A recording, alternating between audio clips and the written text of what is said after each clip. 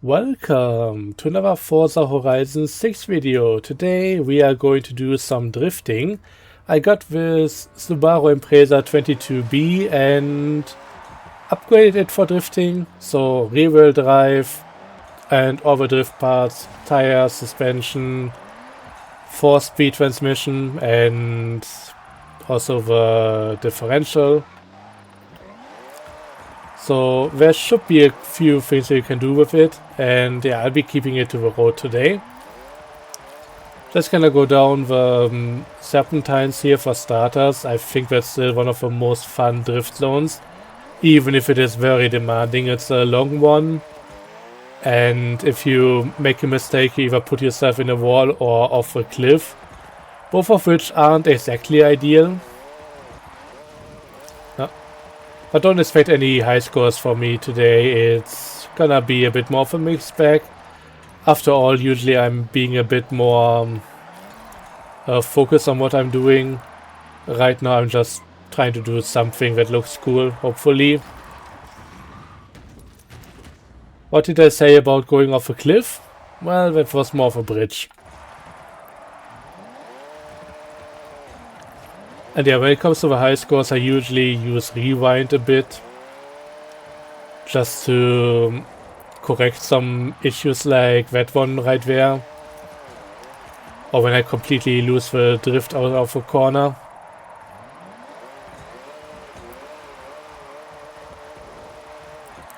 But there is another reason I'm using this car in particular, and it has to do with the skill points. So you see the points at the top. Usually the multiplier on the right starts at 1, goes up to 5, and if you happen to listen to a skill song on the radio, it goes up to 10. But yeah, with this car I managed to get a skill on it that actually, it has a skill that I unlocked that just makes the whole thing go up to 9 by default. No skill song required. Skill song only maxes out at 10. So it's not really required anymore.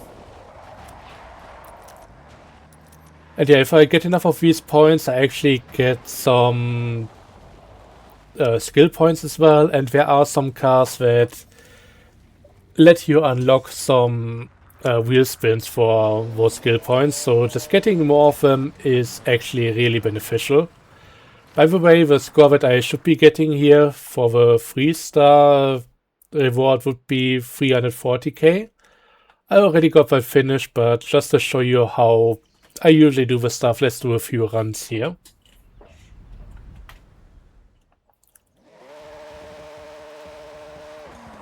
Turn back around. I really wish we had the option to just set our current position as a respawn point and then use it with a button press or menu point, whatever. Because having to reset here multiple times and then always having to turn around because that's just how the whole thing works for some reason, it's annoying. And yeah, if I fail at the very top, I just usually backpack out of the whole zone here and start again.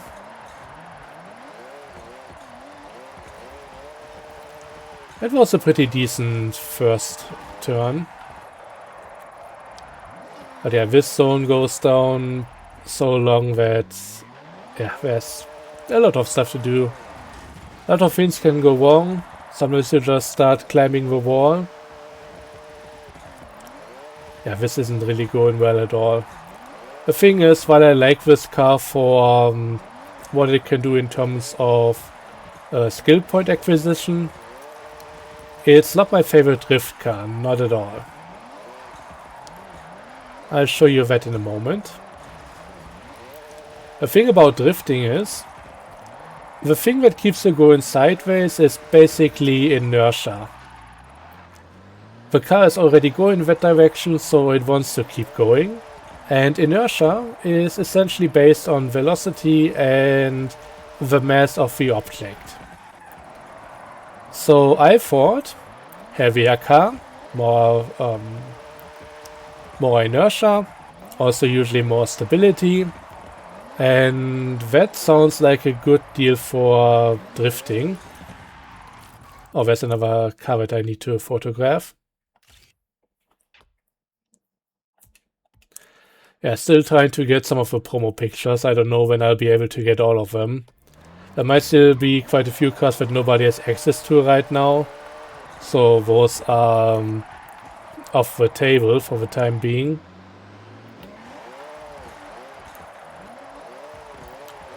Honestly, with some of the stuff they have as a checklist, it's kinda ridiculous. Like traveling on the 600 plus roads here. I got that eventually, but good luck trying to find the last few.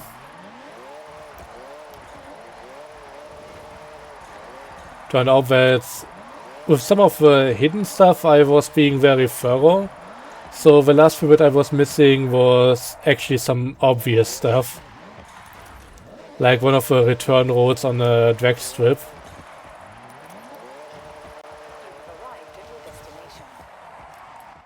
Okay, so much about this car. Let's go back up and change vehicle to something that's a bit more up my alley. I love the Impreza. It's a really nice car. But yeah, with drifting, I have other preferences. And it's actually this one right here. He spawned me facing the other direction again. So yeah, Lincoln Continental with about 1750 horsepower.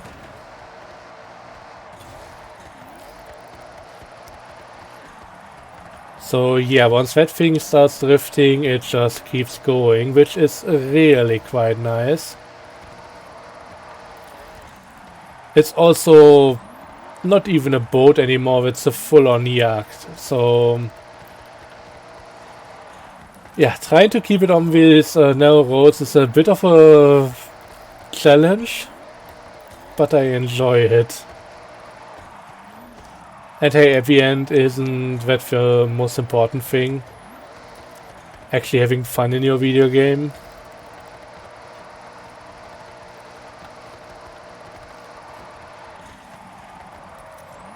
So yeah, I might not be even getting better scores than with the Impreza right here, but overall I enjoy my time with it. And I tried out all the Formula Drift cars that I have, but they don't really do it much for me either.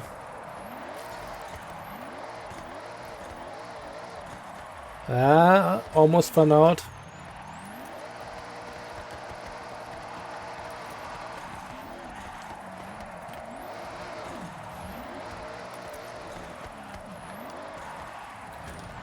But yeah, in this game you can turn most things into drift cars.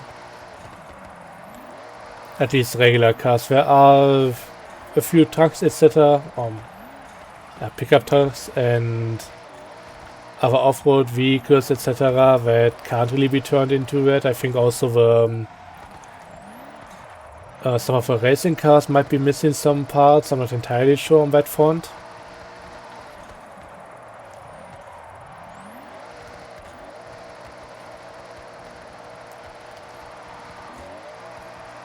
But yeah, this thing turned out to be just what I needed.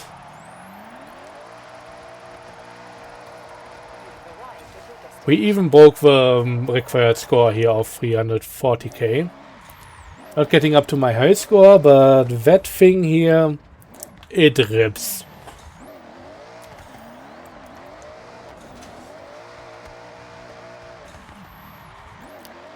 So yeah, really happy about this one. Glad that I found it.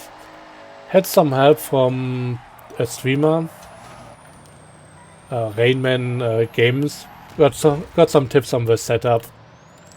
Dropped the front tire pressure a bit, made the rear anti-roll bar a bit stiffer.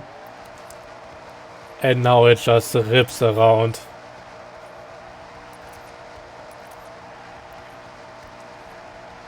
You know what? There's one thing I wanted to try, because I've done most of the stuff in winter, and there is this very tough drift zone, which I barely managed to do in winter, and I get the feeling that it might either be the grip in spring, or maybe even the track limits are a bit more forgiving before it stops counting your points. But I want to try and see how this entire thing goes. At least for one run, when we are going to join the Horizon Stunt Party. One of the better ways to make money in this game. Way too shallow of an angle. Took a long time to swing it back around. I need to be at around 60k by now. Okay, we got that, but could be a bit more. Okay, we are getting points all the way out here.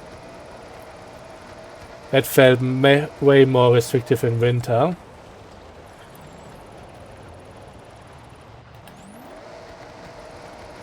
Okay, almost went straight here. That's not good. I should be more sideways at that point. But yeah, overall there are way too many of these off-road drift zones. Completely lost it on the last turn. The score here, by the way, is 160k, so I was still a good way away from that. So where is the stunt zone? Looking for a big old circle somewhere. You know what, I can also make this a bit easier. And go, of course, all the way down, because it's the second to last entry.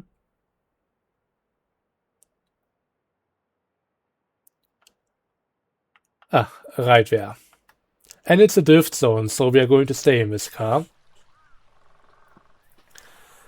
Other zones are for either wrecking stuff or doing speed challenges, so this wouldn't be the ideal car. So we're just going to sit here, go into the matchmaking. And then it's going to merge us into another session once it finds enough people.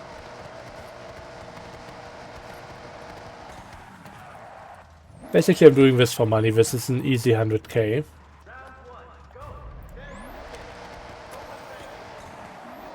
$12 people in this session. And here we go. Need to get into the area and then do drift skills. So it's not about the points, it's about how many times the top says something about drifting. So drift, great drift, awesome drift, ultimate drift, that's all each a point. Don't know if burnout counts, I don't think so. There's of course also handbrake drifting, which I don't really need with this one.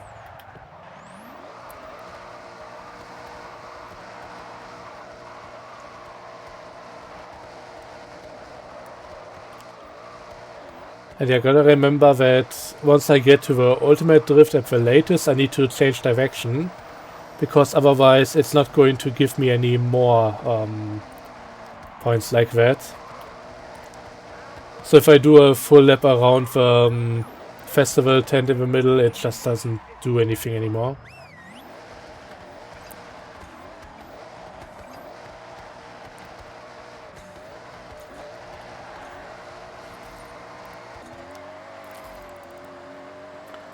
I could also potentially fast travel from here. Okay, I also should be drifting on the way to the next location. Now it's about the points at the bottom. So gotta keep an eye on what they really want from you, because sometimes you get the drift score at the bottom. Sometimes it's just about how many drift messages you get at the top. And sometimes it's about the score at the top.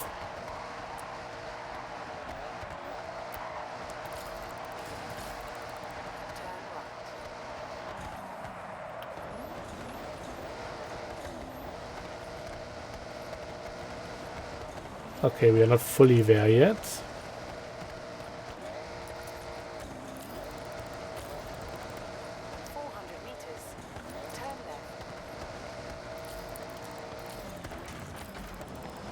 And yeah, drift points also depend not only on your angle, but also the speed. So learning to kinda travel drift while getting somewhere is quite helpful.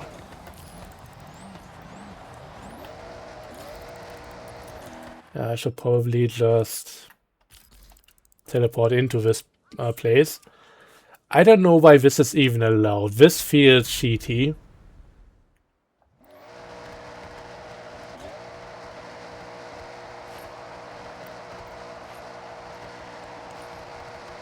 But yeah, if it works, it works. And if I'm fast enough with all of this, I can maybe even sign up for the whole thing again. The sign up area stays active for 10 minutes and I got there not the quickest. But if I do this quick enough, I should be able to get in there again right away and get the payout twice. It's 100k and I think also a wheel spin.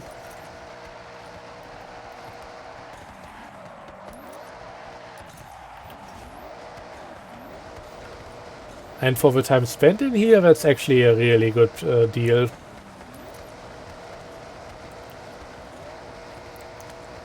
Some of these stunt parties are about wrecking stuff and you just descend on an area like a swarm of locusts at that point.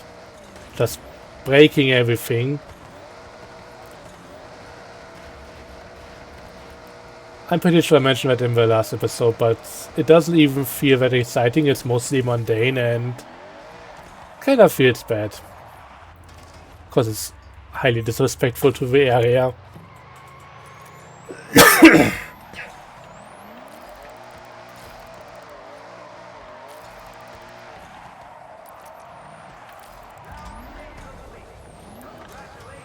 And that's it. So the stunt party is still available. It's still the same one.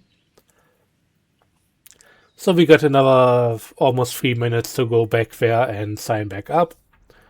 And for it to find me another set of teammates.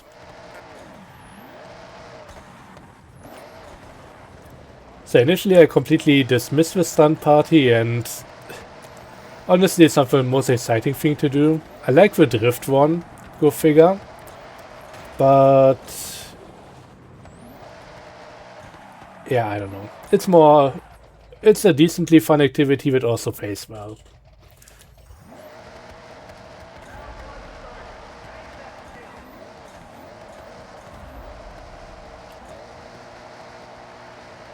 So yeah, first I gotta get into that area and now the points count.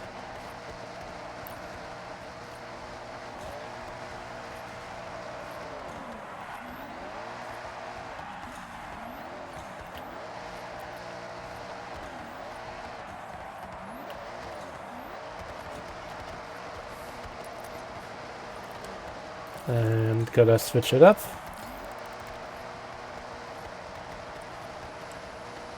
I could also just switch from left to right very rapidly with this. It would also work out decently well. Just get one drift after the other instead of leveling up to the higher thing.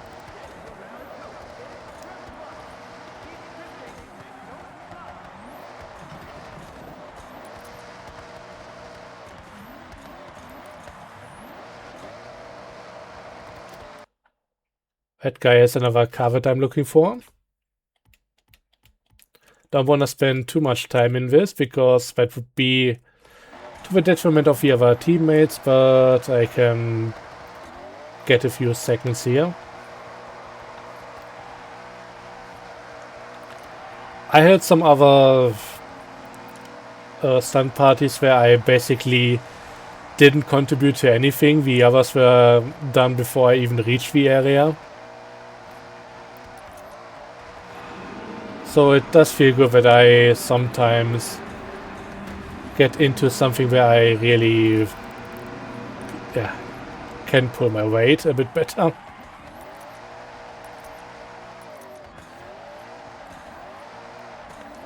Hey, as long as it's not for a lack of trying, I think that's alright.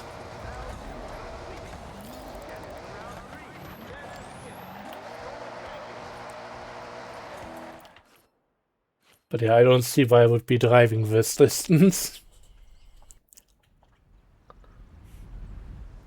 They could set the drift route to this location, but they don't really do that.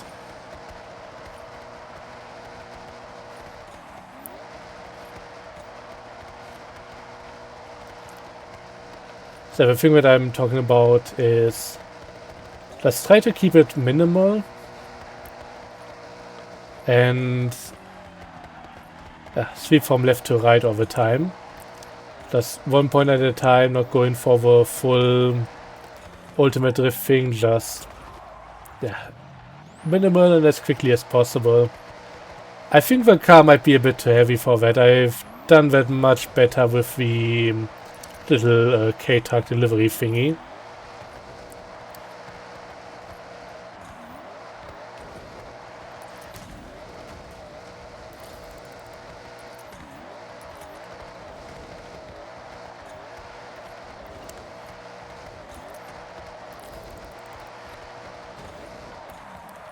Some of these parts can also help. I had that with some rice fields that had a border around them. So basically you do a drift through them, get to the edge of it, it lifts you up, you get air bonus and it restarts the drift.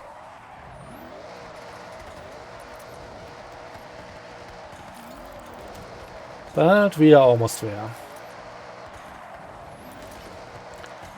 By this point I've also done all the different story parts. Some of them were alright, some of them were a bit boring. I quite liked the day trips. It was a bit weird that they, after doing a little tour, just cruising around to different, basically doing a sightseeing tour. After that they always put you into something else and suddenly at a jumping or drifting speed challenge, whatever. Weird concept. But yeah, just going around, sightseeing, that was actually quite nice.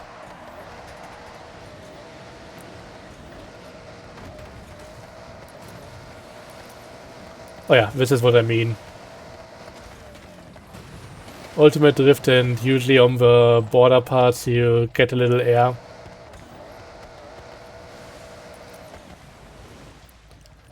I should probably just cash in my points here.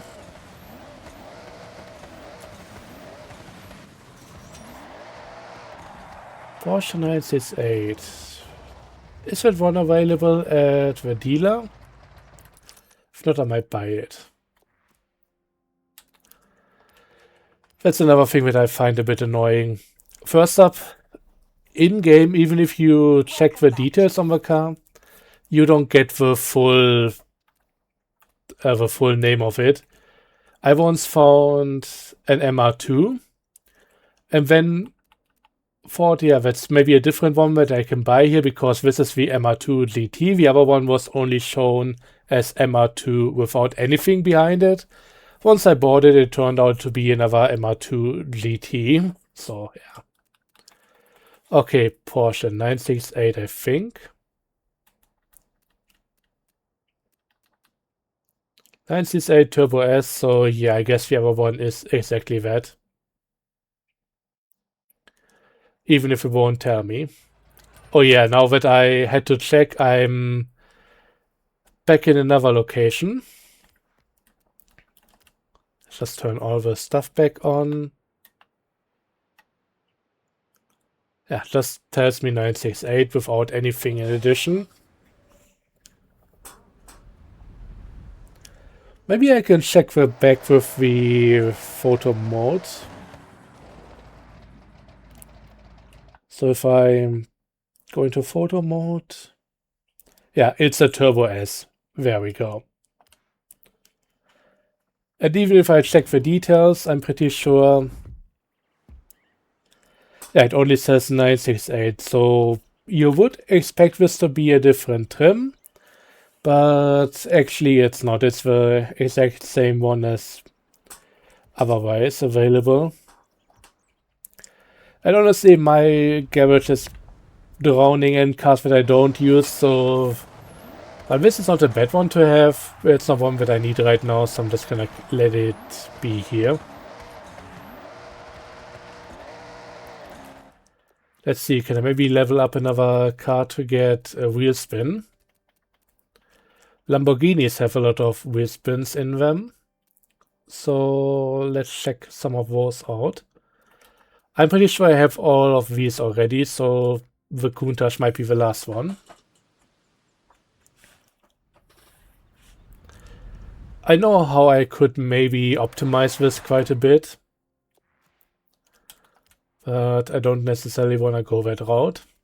Okay, this one doesn't have any interesting thing for me right now.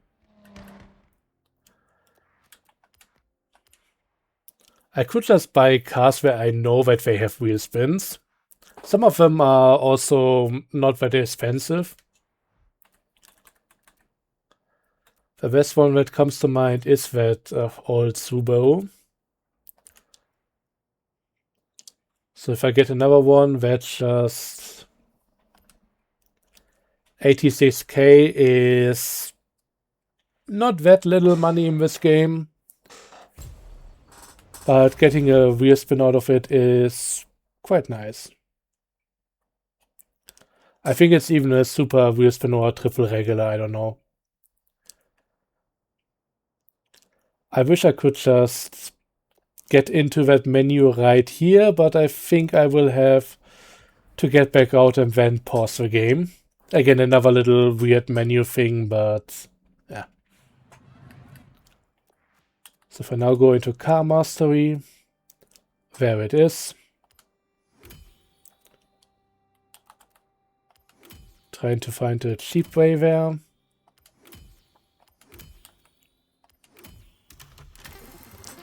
And there it goes, another super wheel spin. Ooh, 2 cars. I might get rid of both of them again. Monte Carlo Super Sport. I don't know if we have that. If I can buy both of these, I'm going to remove them again. I don't care about that. I should potentially do stuff like that anyways. Just go through the entire garage and try finding cars that I don't really have to keep. Just clean up a little bit. 200k, pretty nice. And another 40k, could be worse. But yeah, the game is essentially a slot machine anyways. Let me check something. 10 points, 20, 25, 28, 29, 30. So yeah, I can just go and buy another one. I don't know if I try to sell this one, if it would just keep the stuff unlocked for the next player. That would be kind of shit.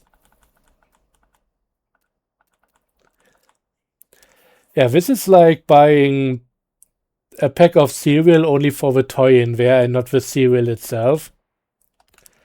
A bit degrading to the car, but what can you do? It's kind of what the game set itself up for. I'm just playing it.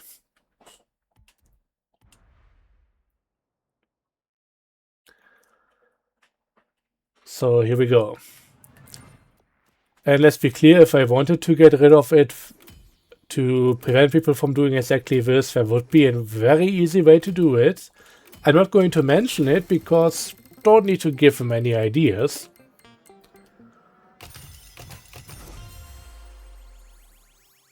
Huh. I'm still hoping to at one day get the 240 SX. I love that car, but yeah. Not available at the dealership. Anyways, that's gonna be it for me for the time being. I swear I don't do this all the time. I don't just go and buy this car over and over. But sometimes I feel like, yeah, why not? Again, seems to be pretty much legitimate. You spend the money, you gain the levels required. They made it work this way, so why should I not play it like how they seem to intend it? Anyways, thanks for watching. As always, I hope you enjoyed and have a good one. Until next time. Bye bye.